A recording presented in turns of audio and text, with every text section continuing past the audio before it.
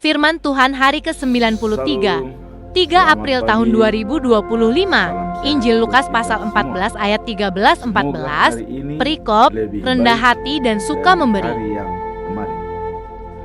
Firman Tuhan pada hari ini diambil dari Injil Lukas pasal 14 ayat yang ke-13 sampai dengan 14. Perikop, rendah hati dan suka memberi.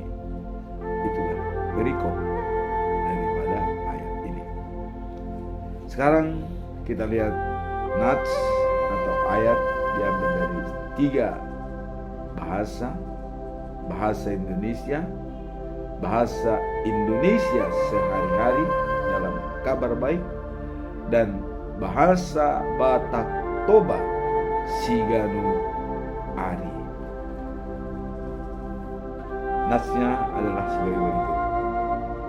Tetapi apabila engkau mengadakan perjamuan, undanglah orang-orang miskin, orang-orang cacat, orang-orang lumpuh, dan orang-orang buta, dan engkau akan berbahagia karena mereka tidak mempunyai apa-apa untuk membalasnya kepadamu, sebab engkau akan mendapat balasan pada hari kebangkitan orang-orang benar.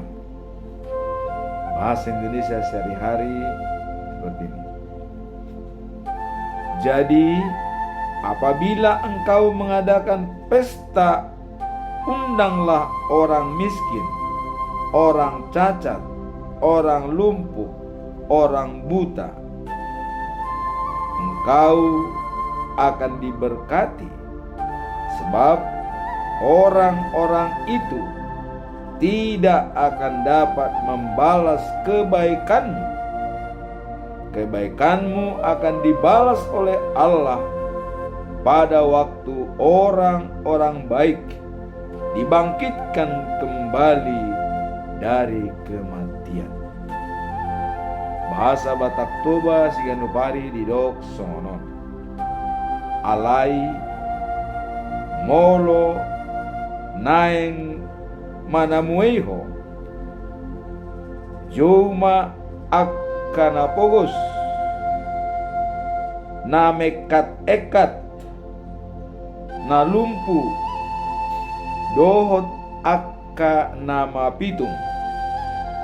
Jadi gabe tarpasu-pasu maho alana dang boy baloson nasida na binahen mi baloson ni Jehovah do nadenggan na binahen ni dumulak mangulu muse akka naporseai. Demikianlah firman Tuhan. Sekarang kita masuk dalam pedoman kita selama bulan April tahun 2025. Topik dalam bulan April adalah menghayati pengampunan dosa dan kebangkitan Yesus melalui pengakuan dan kesaksian kekuasaan Tuhan. Sekali lagi saya katakan, menghayati penghapusan dosa dan kebangkitan Yesus melalui pengakuan dan kesaksian kekuasaan Tuhan. Dijabarkan dalam Roma pasal 6 ayat yang keempat. Dengan demikian, kita telah dikuburkan bersama-sama dengan Dia oleh baptisan dalam kematian, supaya sama seperti Kristus telah dibangkitkan dari antara orang mati oleh kekuasaan Bapa. Demikian juga kita akan hidup dalam hidup baru. Apa kesimpulan dari ayat bulanan ini? Kita lihat, ya. Melalui baptisan kudus, kita ikut serta dalam kematian dan kebangkitan Kristus, menunjukkan pola hidup lama yang penuh dosa. Jadi menunjukkan kita meninggalkan pola hidup lama, ya, yang penuh dengan dosa. Dengan baptisan kudus, kita sudah mengikuti kematian dan kebangkitan Yesus Kristus, dan juga adalah meninggalkan pola hidup yang lama. Seperti Paulus sendiri mengatakan, habis gelap terbitlah terang. Gelap dalam arti dia menjalankan hal-hal yang tidak sesuai dengan ajaran Kristus. Dan hidup baru, dia menjalankan karakter Allah, yaitu kasih. Itulah ayat selama bulan April yang menjadi pedoman kita. Kita harus dilahirkan kedua kali dengan baptisan kudus, supaya kita dapat menjadi pewaris kerajaan surga. Tanpa itu kita tidak bisa mendapatkan pewaris kerajaan surga. Sekarang kita masuk dalam perikop hari ini. Apa perikop hari ini? Jelas dilihat dari Injil Lukas pasal 14 ayat 13 sampai 14 dengan perikop rendah hati dan suka memberi. Apa makna yang terkandung dalam perikop hari ini? Bahwa mengundang orang-orang yang tidak mampu membalas apa yang kita berikan kepada mereka. Makna adalah ayat ini mengajarkan pentingnya, ya, tentang memberi tanpa mengharapkan balasan, ya, atau pamrih, menjalankan kasih agape. Apa itu kasih agape? Kita memberi tidak mengharapkan balas, kasih yang tulus dan ikhlas sesuai dengan Allah mengasihi kita tanpa melihat apa latar belakang daripada kita. Apa pesan moral dari perikop ini? Kita lihat, ya, hal ini untuk mendorong umat Kristen untuk berbagi dengan tulus, terutama kepada mereka yang tidak mampu membalas kebaikan kita. Inilah pesan moral yang disampaikan oleh Yesus. Bantulah orang yang tidak bisa memberikan balasan kepadamu, sebab upahmu besar di surga pada saat kebangkitan dari orang mati. Itu akan diberikan balasan. Apa pembelajaran dari perikop ini? Mari kita lihat. pembelajarannya. Pertama, ya, bila kita menjalankan perjamuan atau undangan untuk makan besar, undanglah orang miskin dan catat atau orang yang tidak mungkin dapat membalas kebaikan yang kita berikan. Itu pembelajaran pertama. Jadi mengundang orang yang tidak mampu membalasnya kepada kita. Ya. Sebab kata kalau kita mengundang orang dan dia bisa membalas dan juga diberikan kepada kita, apa upahmu? Kata Yesus. Jadi seperti misalnya kalau dalam bahasa itu arisan, ya. Arisan, kita memberi makan orang dan gilirannya orang lain memberikan kita makan. Kata Yesus, kalau seperti itu, apalah upahmu? Nah, maka ditekankan, undanglah orang yang tidak mampu membalaskan kepadamu, sehingga itu upahmu besar pada saat kebangkitan orang mati dan orang percaya. Pembelajaran kedua, ya. Semua perbuatan baik itu Tuhan Allah akan membalas pada saat kebangkitan orang mati. Jadi itu dibalaskannya pada saat kebangkitan orang yang percaya pada hari terakhir, ya. Di situ berarti Tuhan membalaskan itu dalam saat penghakiman, ya. Jadi walaupun dalam selama hidup kita tidak mendapatkan balasan, walaupun kita sudah berbuat baik kepada orang, bahkan kadang-kadang sebaliknya, duka yang kita terima, kita bantu orang, malah kita yang berduka, bisa terjadi, ya. Tapi itu bukan berarti Tuhan tidak akan membalas, karena di sini dikatakan pembalasan yang diberikan oleh Tuhan Allah adalah pada saat hari kebangkitan orang mati. Itulah pembelajaran kedua. Kemudian pembelajaran ketiga, Yesus berkata bahwa tindakan kebaikan yang dilakukan tanpa pamrih, terutama kepada orang yang tidak mampu membalas, adalah wujud dari kasih sejati atau agape, ya, dan kepedulian terhadap sesama. Jadi di sini sudah melaksanakan hukum utama yang kedua, ya.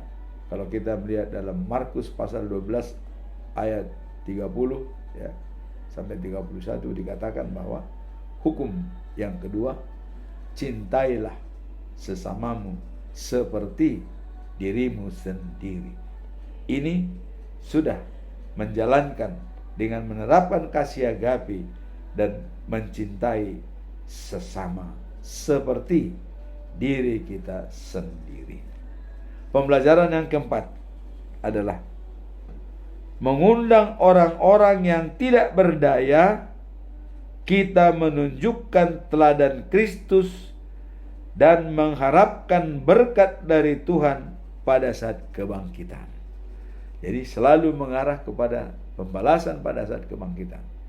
Dan mengundang orang-orang yang tidak mampu, itulah teladan yang baik yang diberikan oleh Tuhan Yesus. Dan itu dibalasnya pada saat kita nanti dibangkitkan bersama-sama dengan orang-orang yang percaya. Sekarang kita masuk dalam conclusion. Apa conclusion atau kesimpulan dari perikop ini? Saya tetap mengambil 3 pertanyaan yang besar yang harus kita jawab, ya. Pertanyaan pertama adalah, apa arti memberi tanpa pamrih dalam kehidupan sehari-hari? Apa arti memberi tanpa pamrih dalam kehidupan sehari-hari? Ya, kita lihat, ya, memberi tanpa pamrih adalah prinsip dalam kehidupan orang Kristen. Membantu tanpa mengharapkan balasan dari yang dibantu. Ini adalah merupakan fondasional prinsip bagi orang Kristen. Ya. Memberi tanpa mengharapkan balasan. Karena kita, ya, apa dasar kita memberi? Apa dasar kita mengasihi orang?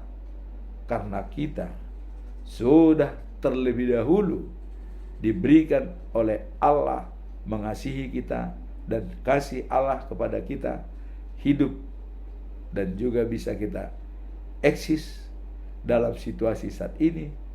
Itulah yang harus kita sebarkan kepada orang lain. Maka dikatakan kalau mengasihi hanya dalam perkataan saja atau lidah, itu tidak ada artinya, tetapi harus dilaksanakan dengan perbuatan nyata. Nah, jadi mengasihi tanpa pamrih adalah prinsip dalam ajaran Kristiani. Dalam konteks kehidupan sehari-hari, ya. Jadi dalam kehidupan sehari-hari, tindakan ini adalah menunjukkan sikap kasih dan kepedulian yang tulus terhadap sesama, sesuai dengan ajaran Kristen untuk mencintai sesama seperti diri sendiri. Jadi dengan dasar mencintai sesama itu adalah seperti diri kita sendiri.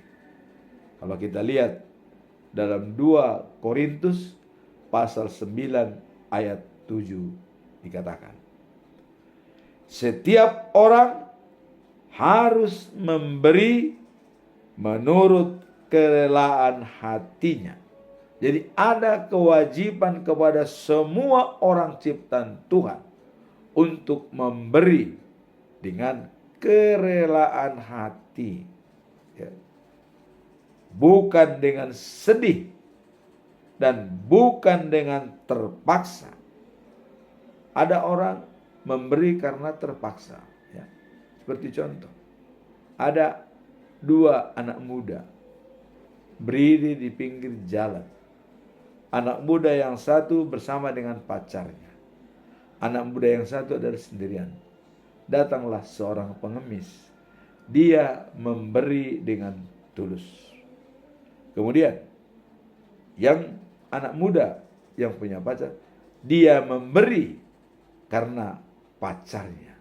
Jadi ada sesuatu yang diberikan, bukan dengan tulus atau pamrih. Nah, di sini dikatakan jangan dengan sedih atau dengan terpaksa.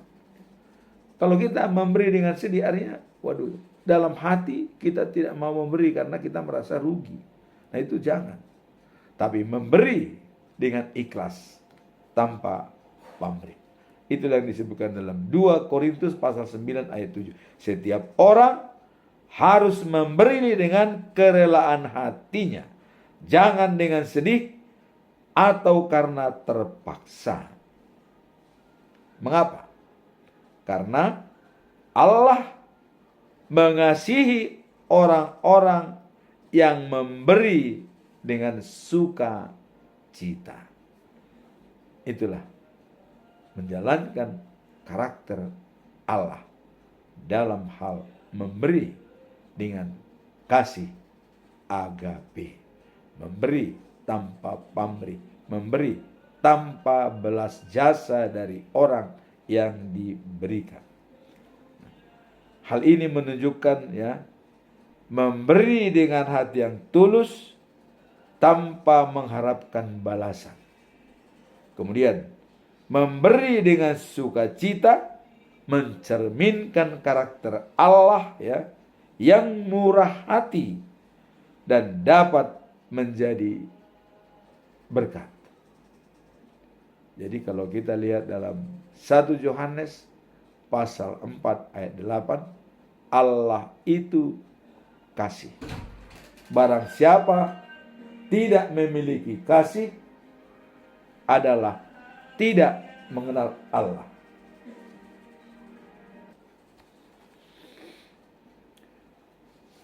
Kemudian juga ada di dalam 1 Petrus pasal yang keempat ayat 8. Ya.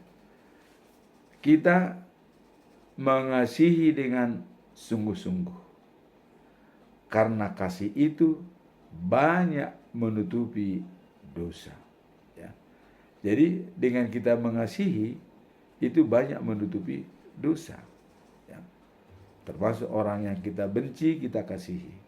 Nah, di sini kita mengasihi dengan tulus dan kasih agape. Itulah jawaban daripada apa arti memberi tanpa pamrih dalam kehidupan sehari-hari. Ya. Pertanyaan kedua, bagaimana cara menumbuhkan hati yang lapang untuk membantu orang-orang yang tidak mampu? Jadi hati yang lapang untuk membantu orang-orang yang tidak mampu. Bagaimana caranya? Mari kita lihat. Cara menyembuhkan hati yang lapang, membantu orang-orang tak mampu, ya, adalah jalankan prinsip kasih dalam ajaran Kristiani, ya, menjadi pencari yang sangat krusial. Artinya, ya, bahwa ajaran Kristiani adalah kasih. Jadi seorang bisa, ya, menerapkan hati yang lapang untuk memberi orang-orang yang tidak mampu. Kita lihat dalam Yohanes pasal 3 ayat 17 sampai dengan 18. Demikian bunyinya. Jikalau seorang melihat saudaranya dalam kesusahan, tetapi, ya, menutup pintu hatinya terhadap saudaranya itu. Sudah melihat saudara kesusahan, tapi dia menutup pintu untuk saudaranya itu. Ya. Bagaimanakah kasih Allah dapat diam dalam dirinya? Bagaimana? Apakah kasih Allah bisa dalam dirinya apabila seseorang yang melihat saudaranya membutuhkan bantuan, tapi dia menutup pintu? Bagaimanakah dia menerapkan kasih Allah dalam dirinya? Ya.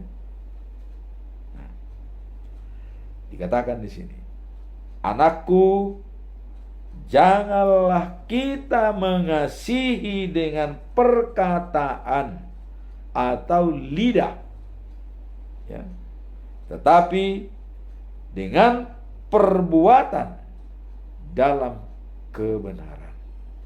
Jadi perbuatan memberi di dalam kebenaran. Jangan menutup pintu, ya, karena kalau kita menutup pintu, bagaimana bisa diam kasih Allah dalam dirinya?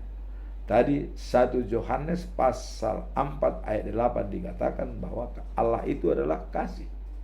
Barang siapa tidak memiliki kasih, tidak mengenal Allah. Jadi dapat dikatakan di sini, apabila seorang menutup pintu untuk mengasihi saudaranya yang butuh perhatian, dia tidak mengenal Allah. Karena dikatakan, bagaimana bisa diam kasih Allah pada dirinya? Sama dengan dia tidak mengenal Allah. Jadi jangan hanya mengasihi dengan kata-kata, wah kita kasihan, tapi tidak ada perbuatan. Ini yang dimaksud di sini adalah bagaimana cara menumbuhkan hati yang lapang untuk mengasihi orang. Jadi jangan mengasihi dengan perkataan atau lidah, ya, tapi jalankanlah dengan perbuatan yang nyata di dalam kebenaran. Pertanyaan ketiga, apa tantangan besar dalam menerapkan prinsip memberi tanpa mengharapkan imbalan di zaman modern ini? Apa tantangan yang terbesar kalau kita menerapkan memberi tanpa imbalan di zaman modern ini? Ya, apa tantangan? Memberi, ya, tanpa mengharapkan balasan adalah ajaran Kristiani yang sangat mulia.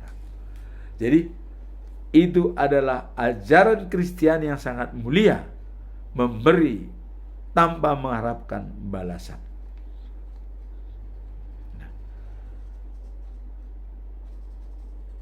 Banyak orang terjebak dalam pola pikir yang lebih fokus pada imbalan dan keuntungan pribadi daripada semangat memberi itu sendiri. Jadi banyak orang, ya, terjebak dalam memberi itu adalah dengan mengharapkan keuntungan pribadi, bukan apa motivasi, apa dasarnya untuk memberi. Karena dia mengambil keuntungan pribadi lebih fokus. Ini banyak orang terjebak. Dan zaman sekarang, ya, didapatkan berbagai pengaruh. Ada pengaruh yang, ya, mendorong individu, mendorong seseorang untuk menuntut hasil bagi setiap tindakan baik yang dilakukan. Jadi dia menuntut hasil. Apa hasil? Apa bagi saya hasilnya? Kalau tidak ada hasilnya, wah, no, kira-kira begitu. Inilah terjebak dalam pemberian bantuan itu adalah mengambil keuntungan pribadi. Injil Matius pasal 6 ayat 3 sampai dengan 4 dikatakan, ya. Apa yang dikatakan di sini? Tetapi jika engkau memberi, ya, sedekah, memberi bantuan, ya, kepada orang, janganlah engkau, ya, memberitahukan tangan kirimu apa yang dilakukan tangan kanan. Jadi ini sangat filosofis sekali. Artinya apa yang kita berikan itu tidak perlu tangan kiri mengetahui. Artinya jangan ria, tidak atas pengaruh orang lain, supaya dilihat orang, supaya dipuji, maka kita memberi. Inilah falsafah dasar yang sangat penting. Memberi jangan sampai diketahui oleh tangan kiri. Dan pada umumnya orang yang tulus hati dalam memberikan itu selalu dia katakan no name. Ya.